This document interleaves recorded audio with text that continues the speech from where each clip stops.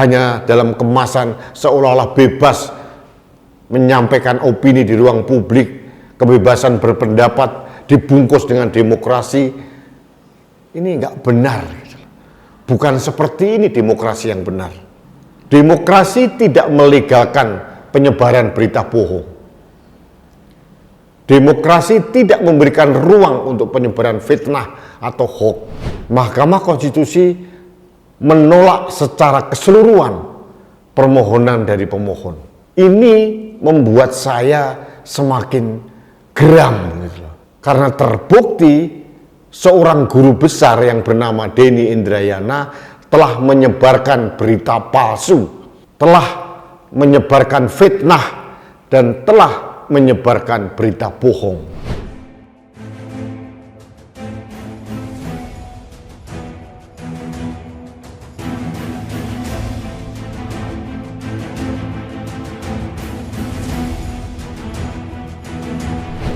Halo sahabat Indonesia, kita bertemu kembali dalam Opini Rudy. Sahabat Indonesia, saya baru saja menyimak mulai dari tadi pagi terkait dengan pembacaan putusan dari Majelis Mahkamah Konstitusi terkait dengan permohonan judicial review tentang sistem pemilu 2024 dan seterusnya.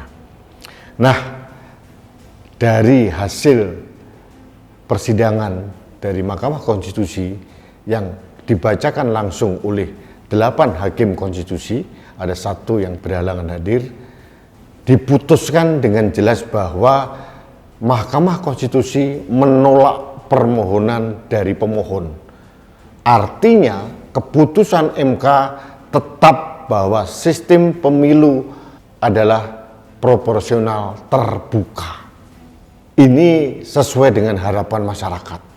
Dan ini membantah dengan keras narasi yang dibangun oleh Denny Indrayana, politisi dari Partai Demokrat.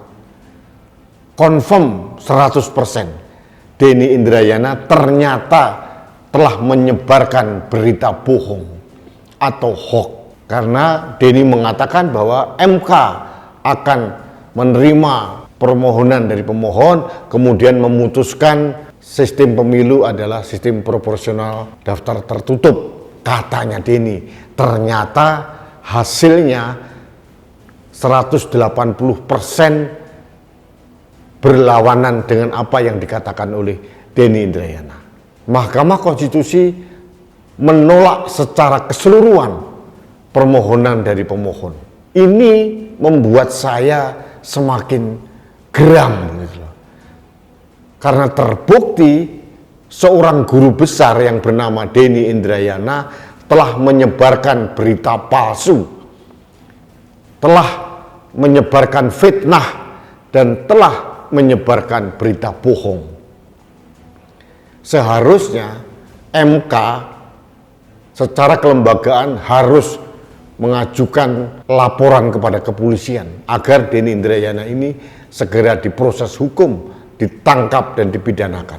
Kalau menurut saya, kalau seorang Denny Indrayana atau mungkin tokoh-tokoh yang lain dibiarkan merajalela membangun opini publik yang menyesatkan dan ternyata itu adalah berita bohong, itu akan menimbulkan kegaduhan-kegaduhan yang tidak perlu, yang menguras energi bangsa kita.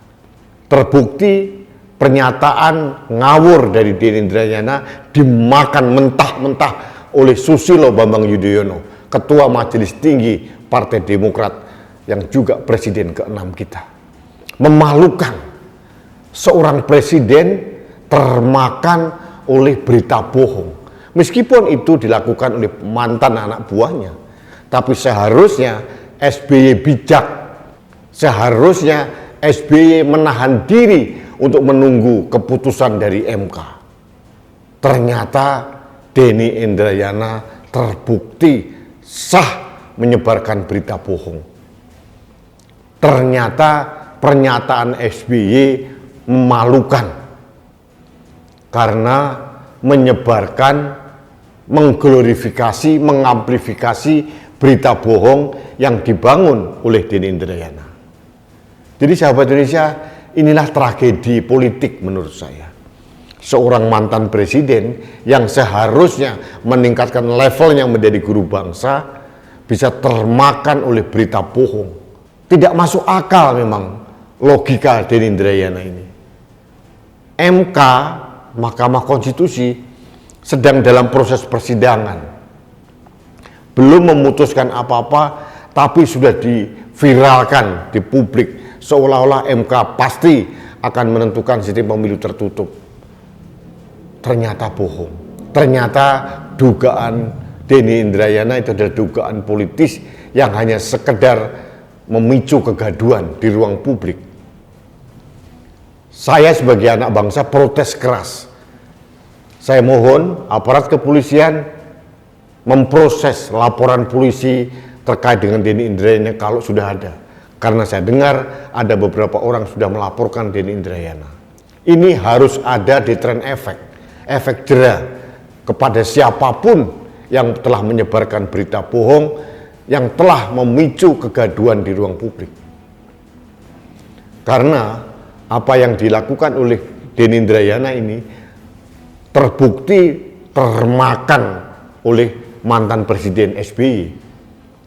Ini memalukan.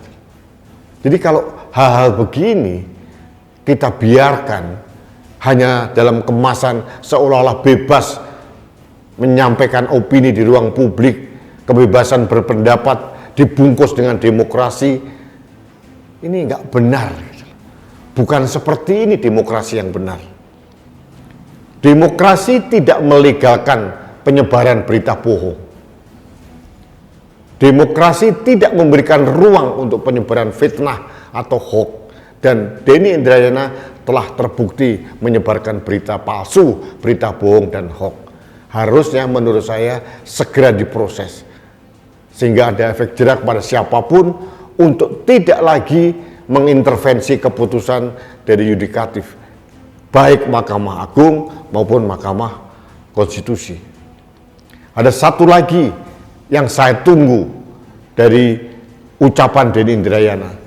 Dia pernah mengatakan bahwa Mahkamah Agung juga akan mengabulkan PK dari kubu Muldoko terkait dengan pengambil alihan Partai Demokrat. Padahal Mahkamah Agung belum memproses kasus ini, belum menentukan majelis hakim, tapi Denny Indrayana dengan gegabah telah memframing, menciptakan opini bahwa seolah-olah Mahkamah Agung sudah memutuskan perkara itu, padahal belum disidangkan.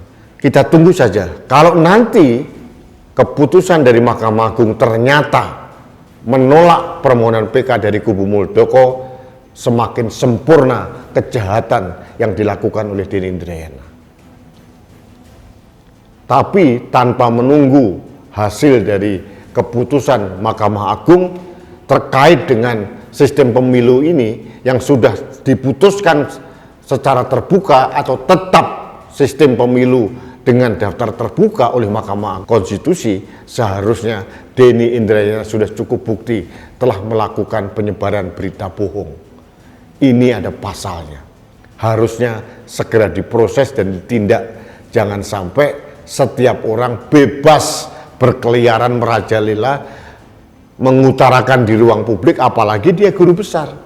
Dan sekarang terbukti Denny Indrayana telah mencampakkan gelar keguru besarannya karena telah menyebarkan berita palsu, berita bohong. Jadi sahabat Indonesia, ini statement saya terkait dengan keputusan Mahkamah Konstitusi yang hari ini dibacakan di Mahkamah Konstitusi, bahwa Mahkamah Konstitusi sudah firm menolak seluruh permohonan dari pemohon. Artinya sistem pemilu kita tetap dengan sistem proporsional terbuka. Artinya cuitan atau pernyataan dari Denny Indrayana ini adalah fitnah, penyebaran berita bohong, dan saya mohon untuk diproses di muka hukum sesuai dengan undang-undang yang berlaku. Baik sahabat Indonesia, terima kasih Anda telah mengikuti opini Rudy hari ini. Ini adalah kegeraman saya sebagai anak bangsa karena sebagai rakyat saya terganggu dengan kegaduhan-kegaduhan yang tidak perlu. Sebagai rakyat saya terganggu dengan begitu bebasnya siapapun menyebarkan berita bohong, berita palsu, menyebarkan hoax, dan belum ada tindakan apa-apa dari aparat penegak hukum.